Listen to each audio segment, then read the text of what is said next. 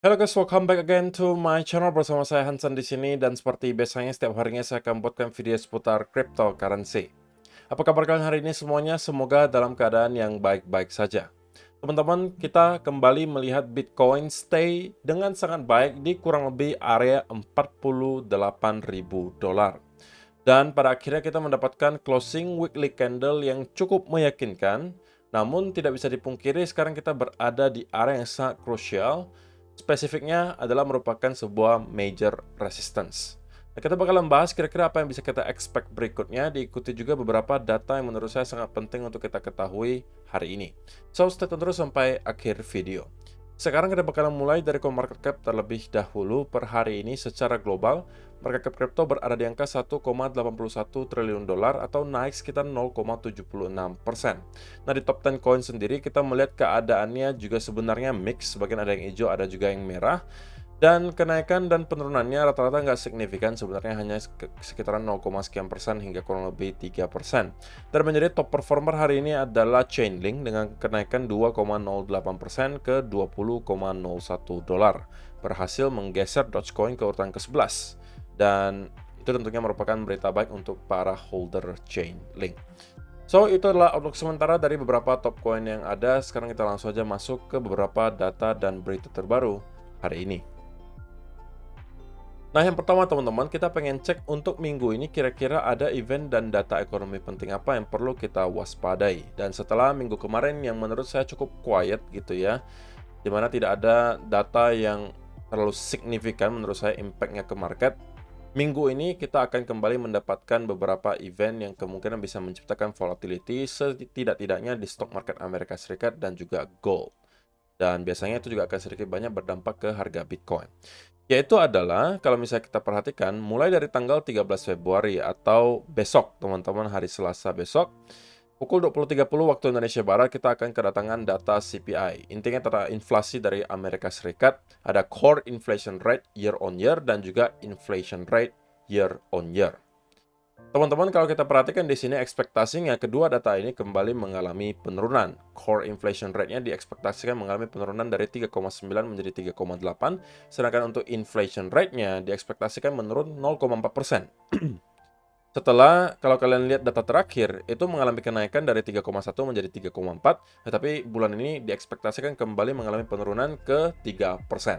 Nah, jika kita memang melihat hal ini benar-benar terjadi, maka itu sedikit banyak harusnya bisa menciptakan sentimen positif untuk para investor, dan kita bisa melihat stock market rally, gold juga sama, harusnya Bitcoin juga bisa setidak-tidaknya mendapatkan semacam push. Oke, kemudian teman-teman, kita scroll lagi ke bawah, kita juga akan menemukan satu atau dua lagi yang menurut saya eventnya cukup penting. Yang pertama ada retail sales, itu di tanggal 15 Februari yang merupakan hari Kamis nanti di pukul 20.30 waktu Indonesia Barat. Dan diakhiri pada tanggal 16 Februari hari Jumat nanti, kita akan mendapatkan data building permits dan juga PPI. Jadi teman-teman, untuk minggu ini start dari hari Selasa sampai ke akhir minggu nanti atau hari Jumat nanti, kita akan melihat setidak-tidaknya ada 3 event dan data ekonomi yang high impact, teman-teman. So, kita bisa expect akan ada volatility lagi di market untuk minggu ini, terutama untuk stock market Amerika Serikat dan juga gold. Dan perlu kalian ingat teman-teman, stock market Amerika Serikat sudah berada di all time high, baik di S&P 500, Nasdaq itu sudah berada di all time high, dan sudah mencapai area-area yang dari kemarin sudah pernah kita bahas ketika kita update soal S&P 500. Dan saya udah pernah sampaikan ini berkali-kali, ketika kita melihat stock market Amerika Serikat berada di all time high, dan start untuk melakukan konsolidasi, nah biasanya itulah saat-saat di mana Bitcoin juga akan start untuk mendapatkan rally, teman-teman. Ya, walaupun kita bisa katakan bahwa beberapa minggu terakhir ya kita udah rally gitu, tapi rally ini hanya kembali ke area yang sama ketika spot Bitcoin ETF kemarin di approve. Rally yang saya maksud adalah ketika kita mungkin sudah break di atas 50.000 dolar dan kemudian mendekati area all time high. Jadi itu adalah beberapa event dan data ekonomi penting yang perlu kita waspadai untuk minggu ini. Nah, yang kedua teman-teman, spesifik untuk Bitcoin. Ini sebenarnya adalah salah satu chart yang mungkin sangat membantu terutama untuk kalian yang merupakan investor. Dan sekali lagi, saya selalu menyatakan bahwa kalau kalian merupakan investor, sebenarnya tidak ada kewajiban bagi kalian untuk setiap hari pantengin market, teman-teman. Karena harusnya tidak relevan bagi kalian. Terutama kalau kalian lihatnya 15-minute chart, 1 hour chart, buat apa gitu loh. Kalian seorang investor, kalian maunya invest long term, tapi kalian pantaunya chart 15 minute. Itu nggak make sense gitu. Jadi yang lebih baik kalau misalnya kalian mau pantau chart pun, itu mungkin chartnya minimal setidaknya daily atau weekly. Baiknya lagi monthly gitu. Nah, kalau kita melihat di sini teman-teman, ada sebuah indikator yang dibuat di sini yang cukup menarik. Dan ini adalah chart weekly untuk Bitcoin. Bahwa setiap kali kita menyentuh ke area garis emas di sini atau kuning, kalian mau sebutnya yang mana? Saya sebutnya emas saja. Itu biasanya kita sudah masuk ke fase greed dan maksimum greed, teman-teman. Alias sudah masuk ke fase euforia kata lainnya. Dan biasanya setelahnya kita akan melihat semacam bear market. Dan indikator ini sudah beberapa kali ya berhasil untuk memprediksi di sebelah mana kira-kira top dari cycle pada saat itu. Pertama di sini, di sini, di sini, di sini. Dan kalau memang benar, teman-teman, kalau memang indikator ini masih works, dan kita akan kembali nyampe ke area garis berwarna emas di sini, maka ekspektasinya adalah area 135 sampai 180 ribu dolar bisa menjadi target untuk cycle top kali ini. Dan kalian bisa lihat garis bawahnya juga menandai semacam max fear atau fase kapitulasi akhir sebelum pada akhirnya kita masuk ke bull market. So, teman-teman, baik dari segi chart, dari segi fakta historis, dari segi data on-chain, semuanya merujuk ke arah yang positif. Oke, untuk sementara tidak ada perubahan untuk itu. Berikutnya, nah, inilah teman-teman yang akan terjadi jika kita melihat mata uang fiat di berbagai negara itu terus mengalami pelemahan. Kalau kita sekarang mungkin ngelihatnya Bitcoin versus US dollar. Artinya kita memang belum membentuk all time high, tapi perlu kalian ingat itu adalah Bitcoin versus US dollar, teman-teman. Kalau kalian lihat Bitcoin versus Indonesian rupiah, itu bisa aja juga sedikit berbeda daripada Bitcoin versus US dollar. Karena tentunya fluktuasinya berbeda gitu kan. Kadang-kadang Indonesian rupiah melemah, kadang-kadang menguat, dan lain seterusnya. Nah, jika kita melihat chart Bitcoin versus beberapa negara ini, diantaranya teman-teman, dari Turki, dari Egypt, dari Nigeria, Argentina, Lebanon, dan juga Pakistan, yang kalau ditotalkan, dijumlahkan ya, akumulasi itu ada sekitar 725 juta orang terkumpul di beberapa negara ini. Mereka itu sekarang melihat chart, kalau misalnya berdasarkan mata uang mereka untuk Bitcoin, itu sudah jauh nembus ke all time high yang baru. Kalian bisa lihat di sini. Oke, ini adalah chart tahun 2021 dan kita sudah, ini bukan all time high lagi teman-teman. Ini bahkan sudah mungkin berapa kali lipat. Kalian bisa hitung sendiri di sini, saya juga nggak ngerti ini hitungannya lagi gimana. Ini mungkin sudah kurang lebih 10x teman-teman. 10 kali lipat dari harga tahun 2021. Bayangkan. Di sini juga sama. Oke? Kita melihat all time high. Dari yang awalnya kurang lebih 4 berapa nih? 4 juta ya, teman-teman. 400 ribu. Sekarang sudah kurang lebih 1,4 juta. Kenaikan berapa? Kalian bisa hitung sendiri. Kurang lebih 5x lah. Karena di sini kalian lihat bottomnya itu kurang lebih 30 ribuan. 300 ribuan. Sama juga di beberapa tempat lainnya, Lebanon dan lain seterusnya. Sudah ada beberapa negara yang kalau kita lihat perbandingan chart Bitcoin versus mata uang mereka, itu sudah berada di all time high. Nah, kalau misalnya teman-teman kita berasumsi rupiah juga akan terus melemah, yang sebenarnya kalau kita perhatikan chart US dollar versus rupiah, itu dalam beberapa bulan belakangan cenderung itu terus mengalami pelemahan, teman-teman. Kalau kalian nggak nyadari, sekarang 1 dolar itu udah kurang lebih 15.600 sampai 800-an range-nya. Sedangkan beberapa tahun yang lalu itu masih kurang lebih 13.000, 14.000. Jadi kenaikannya itu udah bahkan belasan persen. Hanya dari pelemahan mata uang rupiah saja. Oke? Dan kalau misalnya kalian tidak pernah melihat, di TradingView juga bisa kalian pantau, teman-teman. US dollar versus Indonesian rupiah di sini. Nah, kalau kita perhatikan historisnya, itu kita pernah melakukan hal semacam ini. Karena ada krisis moneter pada saat itu, US dollar versus rupiah yang pada saat itu hanya satu dolarnya 2.500 rupiah, itu langsung jebol sampai ke kurang lebih 16.800. Oke. Nah, saya tidak mengatakan bahwa rupiah akan mengulangi hal yang sama dengan yang kita lihat di sini. Untuk sementara tidak terlihat akan mengulangi gitu ya. Tetapi kalau misalnya kita melihat US dollar terus mengalami pelemahan seperti yang sudah kita lihat selama satu dekade terakhir. Kenapa saya katakan satu dekade terakhir? Karena dari tahun 2011, teman-teman, satu US dollar itu hanya kurang lebih 8.500. Tapi sekarang sudah kurang lebih angka 15.600. Oke, jadi kalau kalian pegang rupiah versus US dollar, itu udah kepotong 50% value-nya. Kurang lebih seperti itu. Nah, kalau kita bisa melihat Bitcoin sampai jebol, ini dari segi teknikal ya teman-teman. Kalau kita bisa melihat Bitcoin sampai jebol 16.800 di sini, maka bisa akan ada semacam kepanikan teman-teman. Bisa membuat tiba-tiba ada rally yang sangat kencang ke atas untuk US dollar versus Indonesian rupiah. Bisa aja nyampe ke 20.000, 22.000 dan seterusnya. Dan kalau sampai itu benar terjadi teman-teman, kita juga bisa melihat chartnya Bitcoin versus Indonesian rupiah itu juga mungkin jauh di atas Bitcoin versus US dollar. Alias pergerakannya lebih rally ke atas. So, kalau misalnya kalian yang masih menabung gitu ya, dalam bentuk rupiah, teman-teman, itulah kenapa kalau kalian nonton YouTube yang berbicara seputaran investasi, seputaran uang, dan lain sebagainya, dikatakan bahwa kalau kalian menabung dalam bentuk rupiah, ya dalam bentuk mata uang fiat apapun sebenarnya, terutama mungkin rupiah, kalau kalian nabung secara terus-menerus di bank, tanpa diinvestasikan, sebenarnya tabungan kalian itu dari tahun ke tahun, itu terus tergerus value-nya. Karena kemakan inflasi. Makanya kenapa selalu disarankan, kalau misalnya kalian punya penghasilan, setidak-tidaknya ada 10-15% yang kalian jatahkan untuk investasi.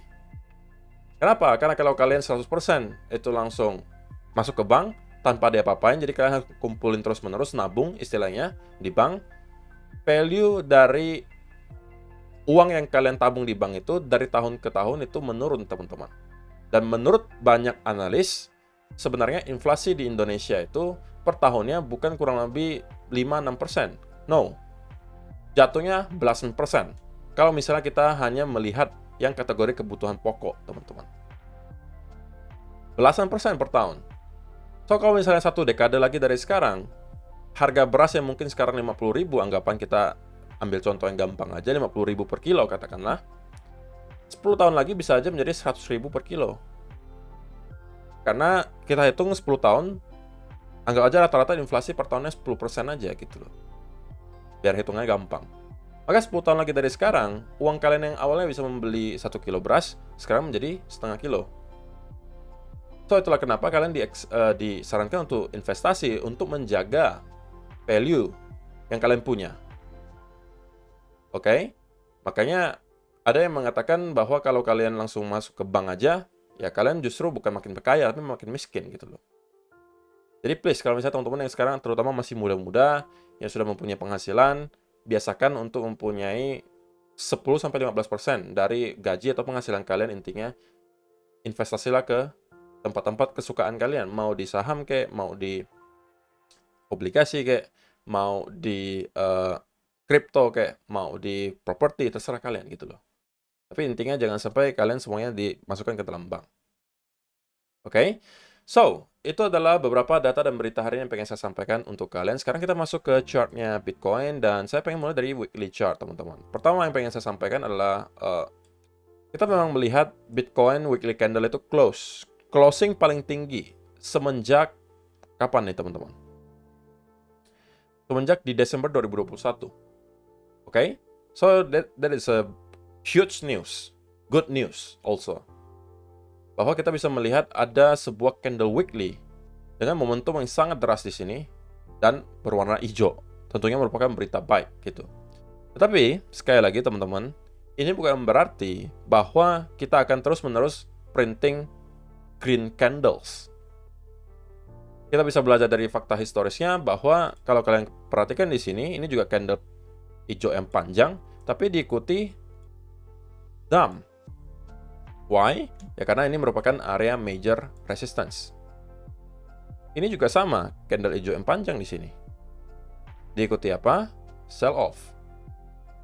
So, tidak ada jaminan sebenarnya bahwa sebuah candle hijau panjang di sini berarti kita akan terus-menerus naik dari sini. Ya, walaupun ini tentunya faktanya menggambarkan ada buying pressure di sini, dan buying pressure-nya cukup besar. Tetapi kalau memang kita mau follow up, teman-teman, saya rasa follow up harus dilakukan segera. Selambat-lambatnya, 2-3 minggu dari sekarang, kita harus mampu break di atas 50.000. Kalau sampai kita melihat ada beberapa candle weekly itu stay di sekitaran area ini, kita bisa mengulangi hal yang sama dengan yang kita lihat di sini ataupun di sini. Karena tidak bisa dipungkiri teman-teman, untuk sekarang terlihat cukup banyak yang sudah mulai flip lagi ke arah bullish gitu ya. Yang awalnya mungkin merasa kita akan drop dulu ke sekitaran area 35 ribuan, tapi itu tidak terjadi. Nah, sekarang kita mulai start nyampe mendekati area 50.000, mulai start banyak lagi orang-orang yang bullish gitu ya. Terlebih lagi weekly candle terlihat sangat bullish. Dan yang tidak mereka lihat mungkin adalah kita sekarang berada di area major resistance. Hanya itu poin utama saya, teman-teman, yang mau saya sampaikan ke kalian, terutama kalian yang merupakan traders. Oke, kita memang ada melihat weekly candle yang sangat baik bentuknya, tetapi kita nggak boleh memungkiri fakta bahwa kita sekarang berada di area major resistance. 49 sampai 52.000 bagi saya adalah area major resistance. So, bagi saya, teman-teman, sekali lagi, sebelum kita mampu clear di atas area tersebut, saya masih harus sangat skeptis. Oke, saya harus skeptis dan berasumsi bahwa kita akan mendapatkan semacam selling pressure di sekitaran area di sini. Sebelum pada akhirnya kita mampu clear di atas area tersebut.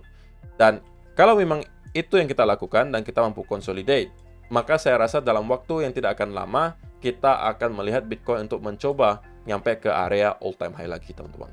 Yang kurang lebih mungkin di sekitaran area 69.000.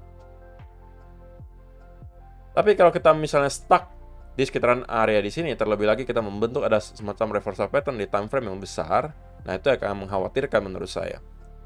Contohnya seperti apa? Contohnya kalau misalnya kalian lihat seperti ini, ini kita bisa kategorikan sebagai triple top. Dan kemudian kita sell off ini neckline-nya, dan pada akhirnya kita drop lagi ke bawah. Oke? Atau kalau misalnya kita mau lihat ambil contoh lainnya, di mana lagi contohnya, teman-teman? Nah, di sini seperti yang tadi kita mendapatkan ada candle hijau panjang di sini, ya kan?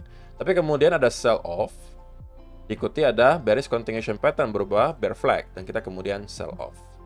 Nah, jika ada beberapa clue yang kita lihat di sini di beberapa minggu ke depan sama seperti yang kita lihat di dua occasion di sini, maka kita harus super waspada karena berarti ada clue dari market pengen menunjukkan bahwa oke, kita kesulitan untuk break di atas area major resistance dan justru mendapatkan ada semacam reversal pattern, dan itu akan kemungkinan menjadikan kita atau membuat kita mendapatkan sebuah peluang baru untuk short. Dan saya sudah sampaikan ini di video beberapa hari terakhir. Saya secara pribadi, ini dari kalau misalnya kacamata traders, saya tetap mau mencari peluang untuk short daripada long. Saya baru akan mencari peluang untuk long kalau kita sudah clear di atas 52.000 atau kita kembali ke sekitaran area 40-an ribu atau bahkan kita mampu break di bawah area tersebut dan membentuk wave kedua. Tapi sebelum hal tersebut terjadi, saya lebih akan prefer untuk mencari peluang untuk short karena bagi saya short dari sekitaran area di sini risk to reward ratio-nya akan jauh lebih baik daripada long. Dan long nggak make sense di sini, kenapa? Karena kita berada di area major resistance. Dan saya tidak mengatakan bahwa garansi kita akan drop dari sini, tapi menurut saya secara objektif kita harus melihat bahwa kita sedang berada di area major resistance dan lebih make sense kita mencari peluang untuk short daripada long. Kalau misalnya ternyata kita langsung rally terus dari sini, ya nggak ada masalah, teman-teman. Intinya kalau misalnya nggak ada setup yang bisa kita manfaatkan, ya berarti kita nggak lose apapun gitu loh. Nah, kalau dilihat dari 4-hour candle, teman-teman, kita juga masih terkonsolidasi dengan cukup baik di sekitaran area di sini, dan ada kemungkinan masih mencoba untuk push ke atas. Tetapi perlu kalian ingat bahwa sekarang kita di 1-hour chart sudah berpotensi membentuk double top, teman-teman. Walaupun ini double top kecil lah gitu kan. Dan ini adalah neckline-nya. Tapi bagi saya ini sudah menjadi sebuah indikasi yang baik gitu ya. Dan kalau misalnya kita sampai jebol di bawah area neckline di sini, ini akan menjadi percobaan pertama saya untuk short. Oke, percobaan pertama. Kenapa saya katakan sebagai percobaan pertama? Karena kalau misalnya kita kembali rally ke atas, selama kita masih berada di area range resistance di sini, saya masih akan tetap mencari peluang untuk short. Selama kita mendapatkan setup dengan risk to reward ratio yang baik, kalian mau loss 2 kali atau 3 kali sebelum pada akhirnya kalian mendapatkan 1 kali trade yang profitable, itu sudah bisa mengganti semuanya, teman-teman. Oke, caranya bagaimana? Sebenarnya penjelasannya cukup panjang, teman-teman. Tapi saya ringkas saja gitu. Katakanlah teman-teman short. Kita ambil risk to reward ratio misalnya 3:1. Gitu kan? Sekali lose, kalian lose 50. Kita anggap 50. Yang gampang aja ngitungnya. Dan sekali win, kalian dapat 150. Jadi 3:1. Gitu kan? Percobaan pertama, katakanlah gagal. $50 loss. Oke, loss. And then, katakanlah naik lagi kan? Percobaan kedua, katakanlah double top lagi di sini. Retest, kalian masuk. And then, oke, loss lagi. Katakanlah dia justru kembali naik. $50 lagi, minus. Naik lagi. Percobaan ketiga, akhirnya profit. Dan profit kali ini, katakanlah $150. Karena kalian ambil risk to reward ratio 3:1.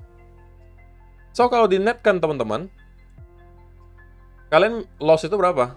$100. Profitnya 150. So, kalian netnya masih plus 50. Nah, itulah kenapa pentingnya ada risk to reward ratio yang baik di semua setup kalian. Kecuali kalian bisa menemukan teknik trading yang win rate-nya itu di atas 60%. Nah, itu mungkin kalian bisa ya nego sedikit lah untuk risk to reward ratio. Bahkan 1:1,5 pun itu fine. Kalau win rate kalian bisa di atas 60%.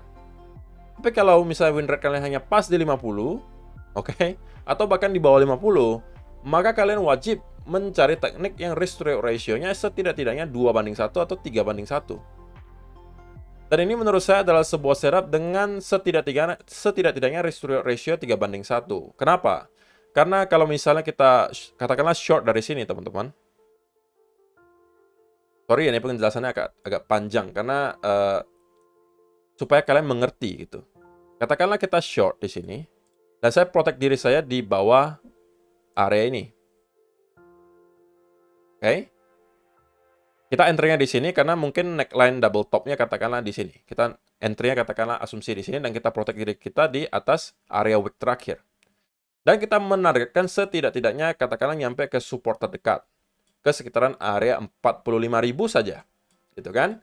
Itu sudah risk to reward ratio-nya 3:1 kurang lebih. Oke. Bagaimana jika kita kembali ke area 40.000? Itu 7:1, teman-teman. So, kalaupun kalian hanya targetkan sampai ke sini, kalian masih punya spare gitu ya. Kesalahan 2 kali. Loss kali di sini, loss kali di sini. Tapi kalau yang ketiga kali memang benar kita nyampe ke 44.000, ya kalian tetap akan secara net itu masih profit. Jadi itu mungkin sedikit bisa mengubah mindset kalian seputaran trading gitu. Trading itu nggak hanya seputaran technical analysis, tapi gimana cara kalian manage resiko, gimana caranya kalian temukan setup yang risk to reward ratio-nya baik, itu juga akan berpengaruh. Oke? Jadi semoga kalian dapat mengerti apa yang sedang saya jelaskan dan apa yang sedang saya coba untuk lakukan. Jadi ini akan menjadi percobaan pertama saya untuk short ketika ada breakdown di area bawah neckline di sini dan retest. Cara manage untuk posisi ini sebenarnya tidak terlalu ribet, teman-teman. Ketika retest, saya entry, gitu kan. Saya protect diri saya di sini. Katakanlah, teman-teman, kita sudah drop ke sekitaran area 47 ribuan di sini. Maka, ini sudah cukup bagi saya untuk menggeser stop loss saya ke arah entry. So, kali ini saya akan menjadi risk-free trade. Jadi, kalaupun kita kembali reverse dari sini, saya nggak loss apapun. Tapi saya keluar dalam keadaan break even. Oke, coba lagi di sini. Kalau drop lagi, katakanlah ke 47 ribu. Saya geser lagi stop loss saya ke break even. Bisa aja naik lagi, tapi saya nggak loss apapun. Dan percobaan ketiga, itu justru Katakanlah berhasil. Dan saya cuan 150. Berarti kali ini apa? Kali ini yang terjadi lagi, berbeda lagi. Kalau tadi kita hanya netnya plus 50, kali ini plusnya 150. Karena kedua percobaan sebelumnya, itu kita keluar dalam keadaan break even. Nah, itu juga adalah salah satu tips and trick. Bagaimana teman-teman bisa menghasilkan returns in the long term. Cara memanage posisi yang baik seperti apa. Gitu ya. So, teman-teman, untuk sementara yang kita lihat adalah, pertama, Bitcoin kesulitan untuk break dari 48.500-an. Oke. Kedua, kita mendapatkan 1 hour chart ada indikasi semacam double top. Kalau kita breakdown di bawah area trend di sini dan retest, itu bisa menjadi tanda untuk sebuah pullback gitu ya. Dan targetnya minimalnya lah nyampe ke sekitaran area 44.000 sampai 45.000 di sini. Gitu ya. Dan kalau misalnya kita kembali naik ke atas, ya sudah. Berarti antara saya keluar dalam keadaan break even atau loss, dan saya akan mencoba kembali beberapa secara berikutnya di atas kalau ternyata dikasih. Dan saya masih akan tetap mencari peluang untuk short sekali lagi selama kita belum mampu untuk clear dari area $52.000. So, semoga penjelasan video hari ini bermanfaat untuk kalian semua teman-teman. See you in the next video. Bye-bye.